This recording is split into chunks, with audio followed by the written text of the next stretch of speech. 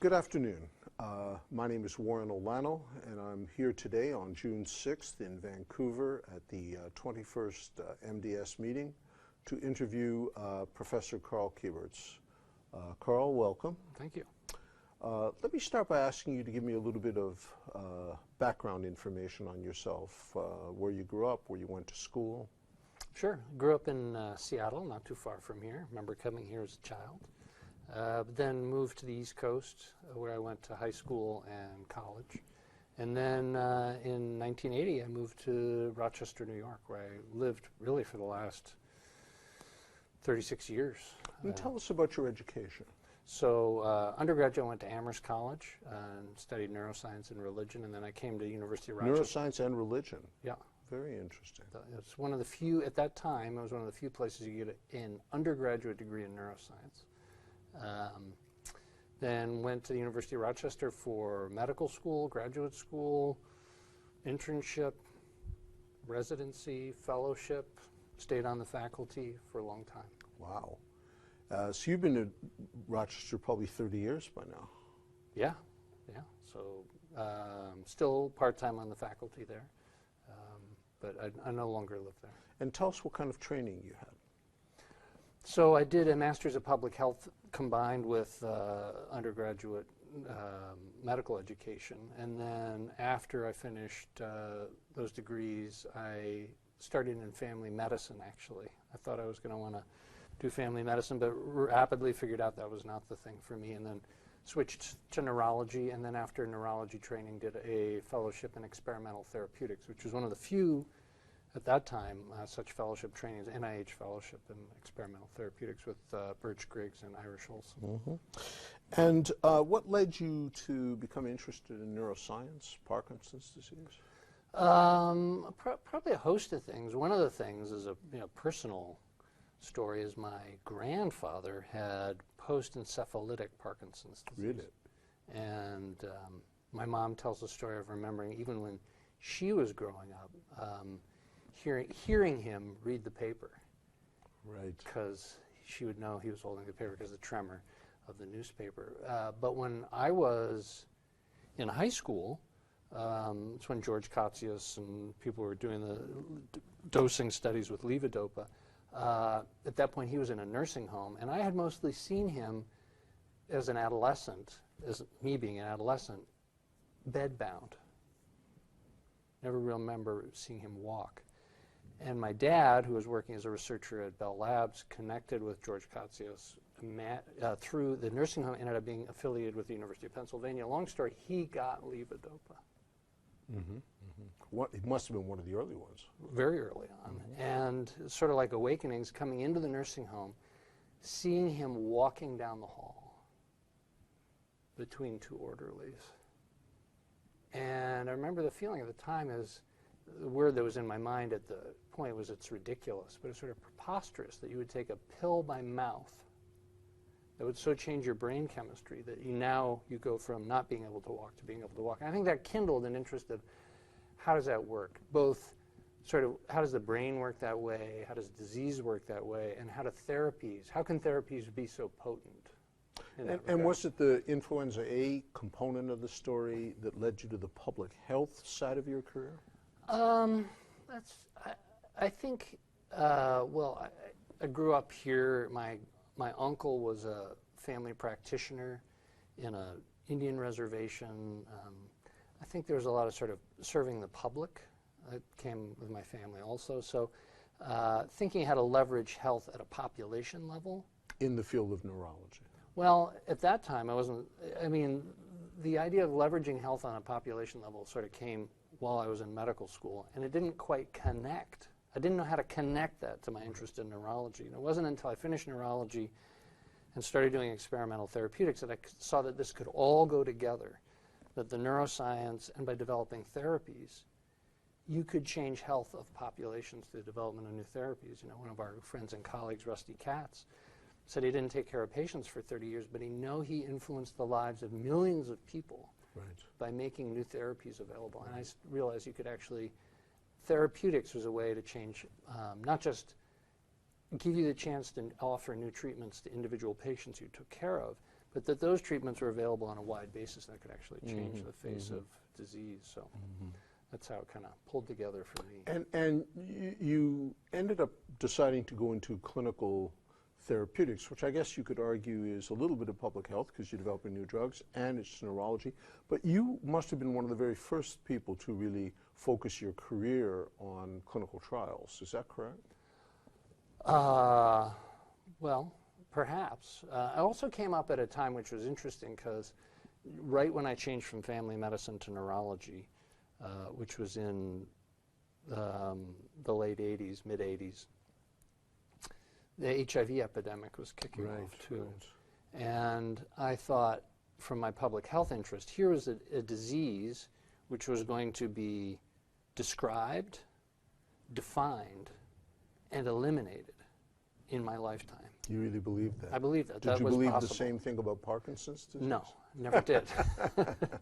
But I knew that this, Richard Gallo gave my commencement speech where he described the virus. And I realized if you can get from a bizarre set of clinical phenomena to an etiologic agent within 5 years, you were going to get a cure within 30 years.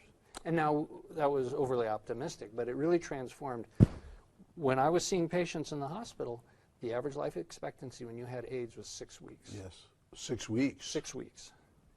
So it was a death sentence to have HIV infection. So what an experience. And that's completely transformed. I think those two experiences, one with my grandfather and seeing that on an individual basis, and two, seeing with that concentration of effort and commitment that you could transform an acutely lethal illness into a chronic disease which people can live, better life expectancy than type 1 diabetes diagnosed under 10 to have HIV infection. Interesting. That's quite a therapeutic So I want to get into some of the things you've done and some of your accomplishments, but before I do, I want to ask you who your heroes were over this period of time. That's interesting. Well, heroes, that's a good. Well, I can say who my teachers were, for who I was really grateful to. I guess I'll call them my heroes. One was a guy named Bob Berg, who actually grew up in Spokane, so we had shared this sort of growing up in Washington State. And he was the chairman of the Department of Family, Community, and Preventive Medicine at the time. That's when I was doing my public health degree.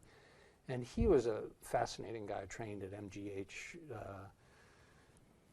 right after World War II, did a fellowship at Karolinska, and really had a commitment to public health on a global basis, and especially elder care, and also, so he really took me under his wing all through medical school and in early residency. And then, I would say and Birch Griggs was clearly another. Yeah, he became chairman when I was a resident, and he was a real inspiration and a tremendous, through residency, fellowship, faculty. As you know, as a former chairman, if as a faculty member you don't ever get exposed to what's happening behind the scenes, all the politics and the money and the internecine warfare, I never saw any of that because Birch shielded us. I as the chairman, never saw it either. And I would say Irish Olson too, who really brought me into the Datatop study early on and fostered my career. And so I think from my training, those three people really, and I would say I'm still the Bob Joint Professor of neurology. Yeah, I was going to mention you, the Bob Joint Professor. Surely he... Bob was an amazing, amazing man. Can you tell us any anecdotes? Well, because he was a man of the anecdote, wasn't he? He was. I mean, he actually, when I was a second-year medical student, he taught the neuroanatomy course. Right. Bob Joint. I think he might have even been the dean of the school at that point, or he was shortly to be the dean of the school. I guess maybe he was still the chairman. He was still the chairman of neurology, I guess. But he's chairman of neurology, is teaching the neuroanatomy course to second-year medical students. Right. And every morning he would come in, and every morning we'd start chanting, joke, joke, joke, joke. We wouldn't let him start to give his lecture until he told a joke. We got more Bob Joint jokes. He was fantastic. The thing about Bob was he was so humble and unassuming.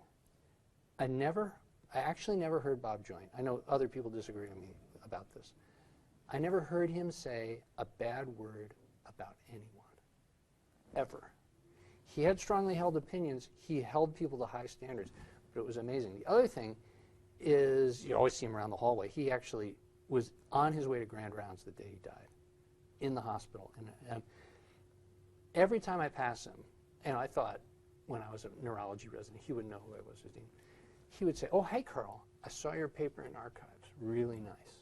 He knew everybody and what everybody was doing and always had a kind word of encouragement. He was quite, I told, when I was invested, you were there, you came to him. I said, you know, it reminded me of Jack Nicholson and Helen Hunt and what's it called, As Good as It Gets, when he says, you know, you make me want to be a better man. Yeah. That was the kind of person Bob Joy was. You know, the one thing I remember about him, just speaking, he never said anything bad about anything.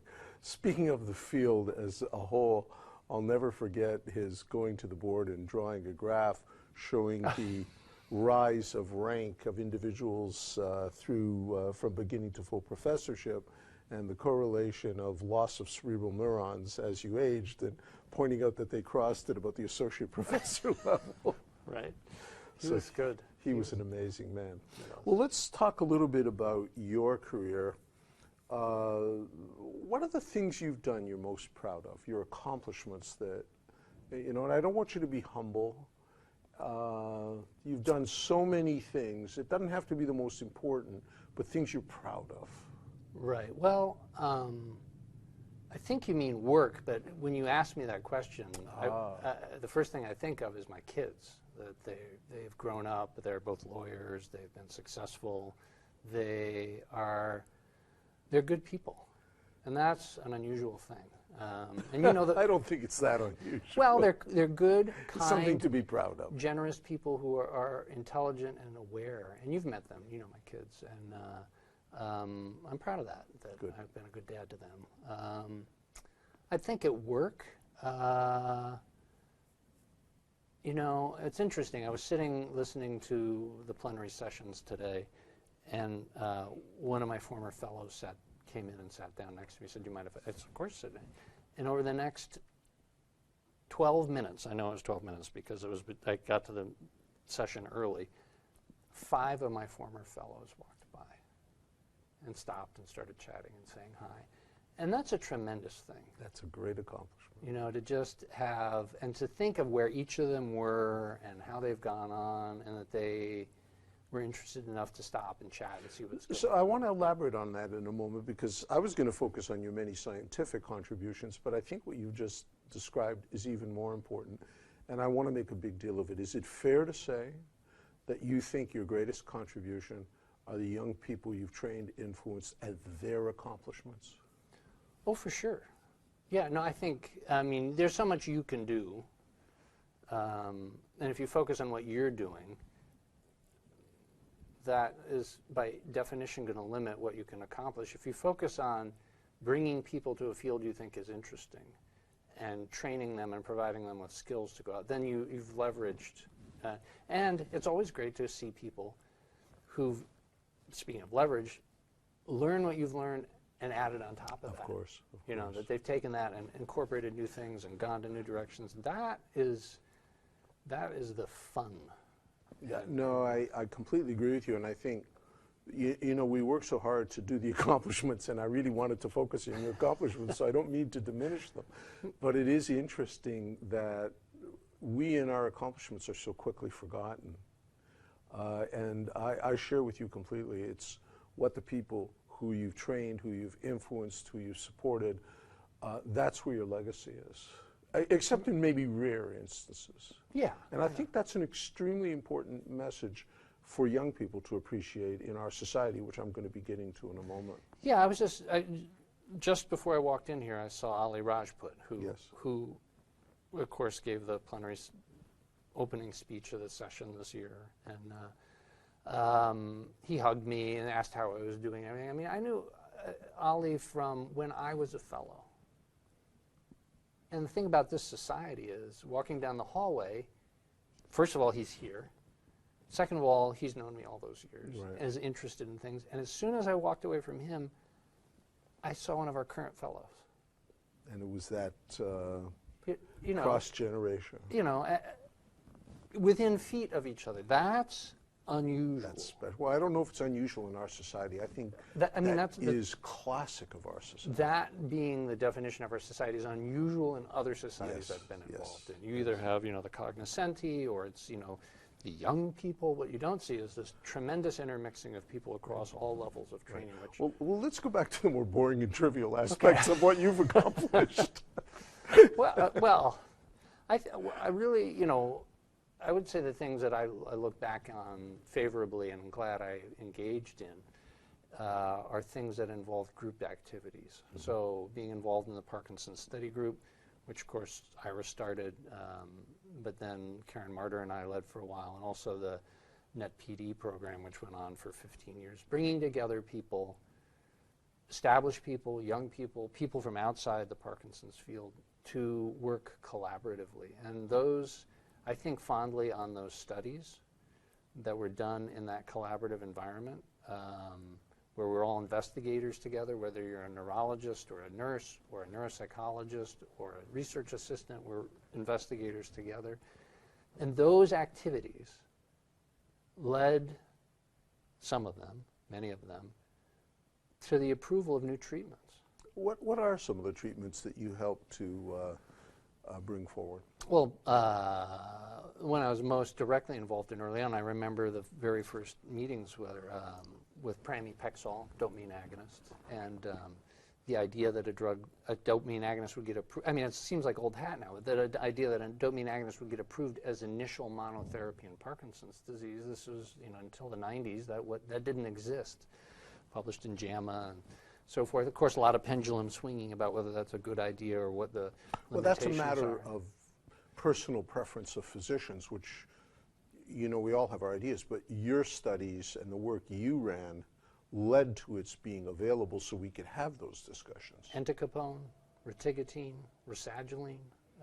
Even Deprano, weren't you intimately involved in that? Yeah, Deprano, certainly with the DataTop studies. I think the studies that were done that led to its approval as adjunct to levodopa, I wasn't directly involved in. But these others, right from the ground up. And it's a tremendous thing, first of all, intellectually, to see it go from conceptualization to execution to approval and availability. And the other is the familiarity you intrinsically there have with the medication when you go to talk to a patient. Sure. And they say, is this going to be good for me? Well, let me explain to it. And to have the command and the confidence that actually puts patients and families at ease. Well, what about this? I heard there was something else coming. To be really familiar with that landscape and to speak with confidence. And if they bring up something you don't know something about, to be able to have the skills to go and find out about it and bring that to them. So those are the things I think of most in my professional. Now, you became very interested in the regulatory side of drug approval while you were doing these studies, and at one point you chaired the FDA Advisory Committee for Central and Peripheral Nervous System Drugs. Tell us about that experience. Well, that was tremendous. Of course, you can do all these studies. You can have a great treatment, but where the rubber meets the road, so to speak, is getting regulatory approval. That's the world we live in. That's how drugs become available to patients and families. And it's an interesting process. It's federal regulation. It's federal government in the executive branch, in the sense that it's Department of Health and Human Services rolls down to the Food and Drug Administration. And I was interested in that. I really would welcome the opportunity to be asked to serve on the committee and then chair the committee and work again with our friend and colleague Rusty Katz for many years. Tell us of some of your experiences when you were on the committee, some interesting stories. Oh my goodness. Maybe like the Tisabri story. Well, the Tisabri was really, there's a few vignettes, and Tisabri, of course, is the treatment for natalizumab, treatment for multiple sclerosis that I remember when I was standing in my kitchen, I got a call from the FDA. They called my home phone when the New England Journal articles came out with the PML cases, and they just, what do we do? What action do you think we should be taking? I mean, they're going to make their own decision, but it's kind of interesting to be involved in. And then there was the company Biogen voluntarily withdrew it to sort this out, and then there was a public hearing about whether the risks were reasonable in relationship to the potential benefits as to whether they should be permitted to remarket natalizumab. And there was tremendous debate. And you meet in like the plenary session. That's where an advisory committee is. There's like a little one-ring circus, hundreds of people. And that day, it's like kabuki theater. It's very formalized how an advisory committee goes. The proponents present, the FDA presents, the public is allowed to provide testimony, public meeting closes, committee goes into session, but the committee has to deliberate in public, sunshine law. The committee members are not permitted to speak with one another about the matter at hand. And in fact, they're supposed to eat in public so that people see that they're not doing anything. I mean, it's an interesting thing, so that there's the public hearing and then there's deliberations. Usually, the sponsor, the proponent gets 90 minutes, the FDA gets 90 minutes, and then there's a public testimony, which is usually half an hour, 40 minutes. Public testimony that day was 6 hours. Wow. Every person who wanted to speak was given the chance to speak, and were given 180 seconds to make their presentation. On the clock. On the clock. They had 2 microphones set up, and they alternated 180 seconds, 180 seconds, 180 seconds, 100. There was no gap for 6 hours. And it just went, we took a break, but it went on and on. Some of the members were falling asleep. It was really, it was impressive. And out of all these doctors, one woman got up and said, I just want to tell you about Tisabri. When I take Tisabri, I can walk. When I don't take it, I can't walk. My daughter's getting married this summer, and I want to walk in the church. I understand I have a 1 in 1,000 chance, which is probably an overestimate, of getting PML if I take Tisabri. But I have a 100% chance of being disabled if I don't. It's my choice. Fascinating. It was about that long. It was about 20 that seconds. experience must have influenced you and the agency. It was in terms very how impressive. They, I saw a number of, John Jenkins and other people going, Very interesting. And so the eloquence of the public testimony Was heard on that occasion. Yeah, and I think it often is. Yeah. And it was marvelous to see that. You formed a new company now to help develop new drugs and to be more active, not passive, but active in the drug development process. Tell us a bit about that. I work with this guy. He's really troublesome. Yeah, it was. As I said, I really love the academic setting. I like the training circumstance. I like learning about new things. But the academic setting is difficult if you want to work directly with people who are committed to developing new products. There's always been a sort of tension between this academic industry connection. And my perspective was there was a lot of failures in developing these new treatments. I've worked on many that were successful, but they were outnumbered by the unsuccessful ones. And the reasons people were failing were not good reasons. They weren't because they had given it the best possible shot and it went down. It was because they had done a lot of less than best things. And despite the best intentions. And I thought, and I still think, the environment would benefit from a group, a company, committed to trying to help people do the very best in a number of ways. And the best way to do that, I believed, was in a company that was free to make those connections and move as nimbly as possible and move with as many people as possible. And that meant a shift away from doing my own academic-based research to doing that. And I've been happy with it. So given your extensive experience with clinical research, with the FDA, with academic and corporate world activities, where do you think the field is going? What's your view, especially in a disease like Parkinson's? Where are we going to be in 10 years? That's an interesting question. I think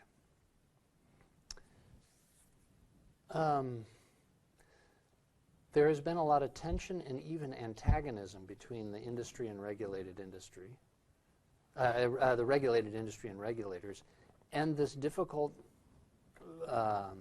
connection between academic investigators who will bring, first of all, innovation and understanding of disease states. That alliance is absolutely critical to successful product development. And I think societies such as ours actually are driving to bring those people together. And it's by bringing them together and reducing By societies, you mean the movement? The Movement Disorder Right. Society. The Movement Disorder Society, I see those people coming to these meetings, industry, academia, somewhat less regulators, but regulators also, especially if they're directly invited, to meet as colleagues and to solve these problems together, not to set up barriers between And each if you other. think of it, if you think of the great advances we've made, such as computers, the internet, maybe not so positive, but like nuclear bombs, a lot of these were based on those kinds of partnerships to make them happen. Absolutely. And you think cures are going to be the same partnership? I think the only way we tackle these fundamental problems like neurodegenerative diseases, whether it's Alzheimer's disease or Huntington's disease or Parkinson's disease, is through group action. That's why I'm happy about having created those consortia of academic investigators. I think now we need consortia across. There always has to be a distance between the regulated industry and the regulators. But there doesn't have to be a distance about sharing best knowledge amongst them and best practices. That's very well put. Talk to me about the Movement Disorder Society. What's been your relationship with this society? So the first meeting I went to was when shortly after I had finished fellowship, was in Orlando. Ira said, you really have to come down. I heard it was a wonderful meeting. It was a good meeting. I don't know who organized it. But I'll say I went to a meeting there and I was hanging around. I think maybe I was hanging around with your wife. And it came to be time for dinner, and of course you're going to come with us. And so I went to dinner, and there was David Marsden was there, and you were there. Other leaders in the field were there. There were people from industry. And I realized this was part of the deal. I was coming to the society, and it wasn't like, who are you? Why are you here? It was incorporating. It was welcoming of of people of all sorts of different stripes. And as I said, just coming in here, seeing a very senior member of the society, seeing a junior member of the society, I run into people from, it's interesting, in the regulated industry and product development companies, there's not such a huge group of people. They move around between companies. And sometimes you're working with a company or working with people, but you get to see them here again. And it's a real mixing pot of people.